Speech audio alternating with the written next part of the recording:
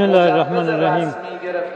امروز مجلس به حکم بسیار عجیبی رأی داد در جریان رسیدگی به بودجه در بند جیم تفسیر 6 که اگر جمع واریزی به حسابهای شخصی و غیر تجاری اشخاص حقیقی در هر ماه تا پایان اردیبهشت 1403 نسبت به سال قبل بیشتر باشد، باید مالیات ازش گرفته بشه و صاحب حساب اگه اعتراضی داشت باید مراجعه کنه به سازمان امور مالیاتی و ثابت کنه که این درآمد نبوده.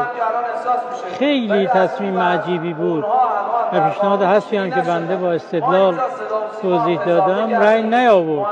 نمیدانم مجلس فعلی، مجلس 11 دنبال چه موضوعی است و دولت چرا هم که احکامی رو در لوایح خودش میاره که باعث اضرار بر اشخاص، اضرار بر مردم، گرفتاری و سرگردانی اونها بشه.